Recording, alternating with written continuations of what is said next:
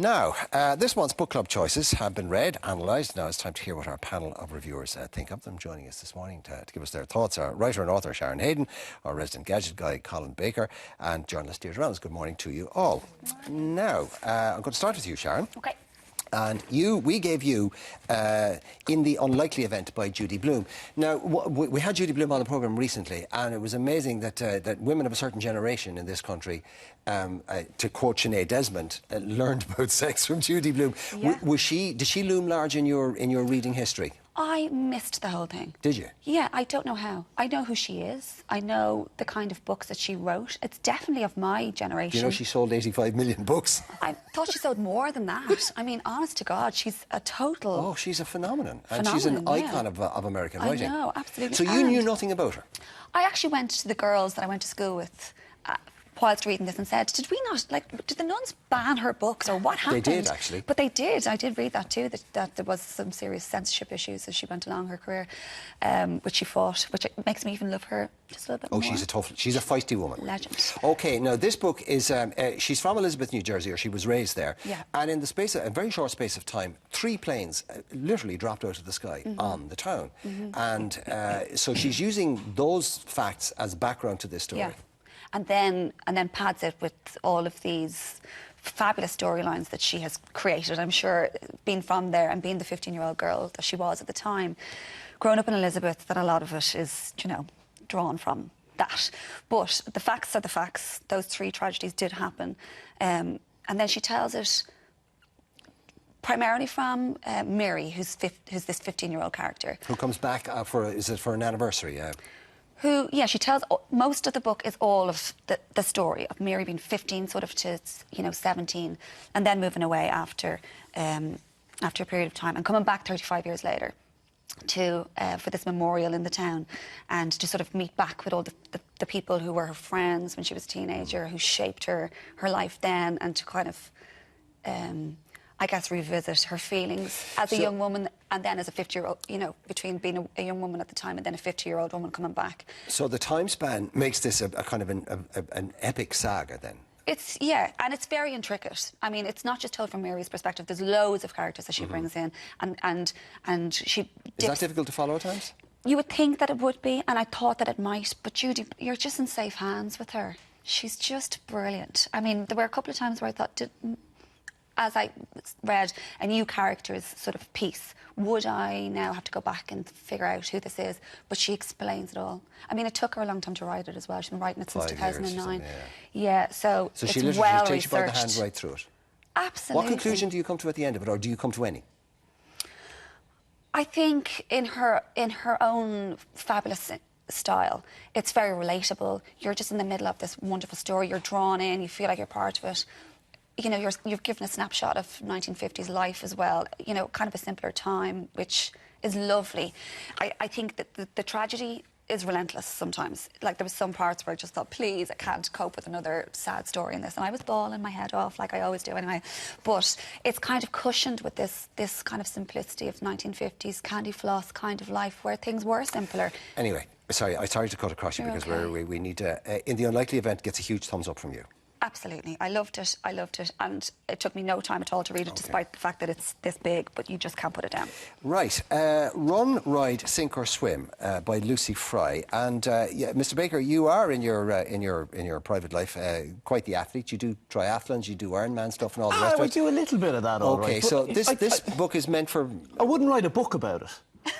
Especially not after maybe reading. I'd be the kind of person, the way people take gym selfies and they tell everybody about their marathon or about their triathlons or about how much they lift, or they put it up on Facebook or Twitter or whatever it is. I'd be very private about it. That kind of exercise or pursuit, I just think it's a very personal thing, something you do for yourself.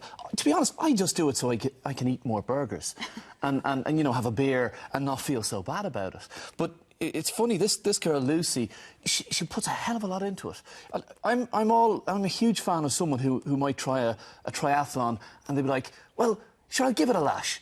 Sure, there's one on Sunday. Sure, I'll see what happens. But she becomes obsessed. And they go out on Saturday night. Actually, this author, Lucy, says that women and men do these things very differently anyway. And I don't know if this is the case, but she says that women research and plan and, you know, become anxious about these things and put a hell of a lot more preparation and thought into doing something like this, and she certainly did. Women do that about everything. Oh, there you go. You see, I know very little about women. Correct. Which might explain your success or failure rate, as the case may be. Just avoid them. Yeah.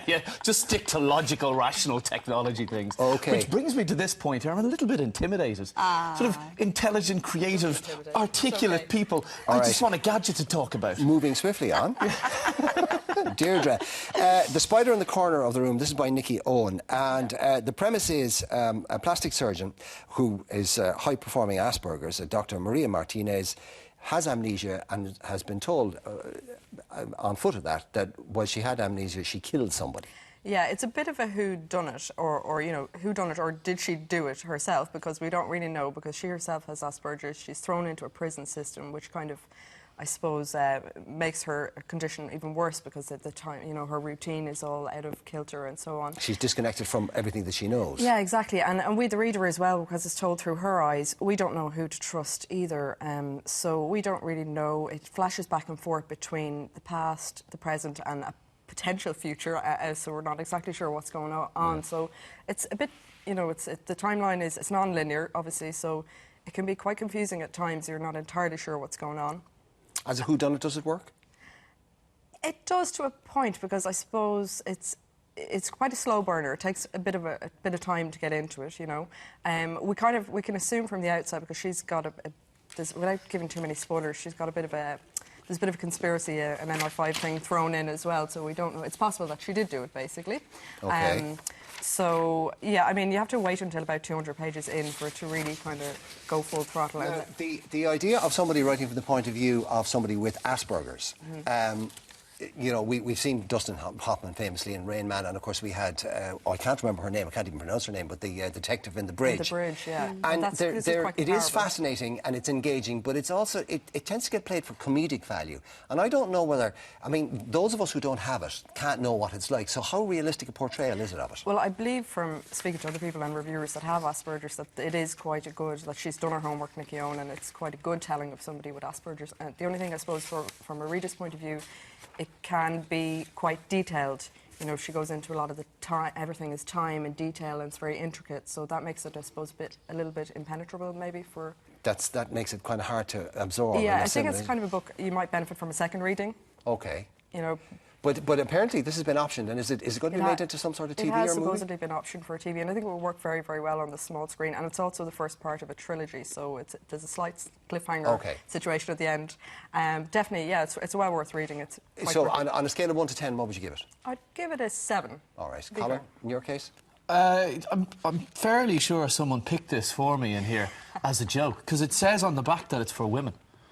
And maybe they're trying to tell you something about how we perceive you. Like, we think maybe that's it. Mark, thank you very much, as always, for buoying up my ego. I'd say, realistically, if you are a woman, there's a lot about sports bras in here as well. No. And if you want to know about sports bras, and if you want to know about triathlons and how arduous it is, well, with those pecs, you could probably do with a sports bra. Moving swiftly on, Sharon, how many would you point out? Wow. It's Judy Blue, but it has to be 10 out of 10. OK, great. Thank you very much. The end. I'm sorry, Colin. We do that to him. I can handle it. Yes, I can handle you it. most certainly can. By the way, just very quickly, congratulations to Liz Hayden of Rush, who happens to be Sharon Hayden's mum. Happy birthday, Liz. She didn't forget you.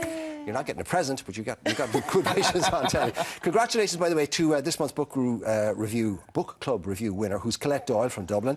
She gave her thoughts on the Spider in the Corner of the Room, and you can read her review on the Ireland AM website. Lose yourself in a good book. The Bord Gáis Energy Book Club.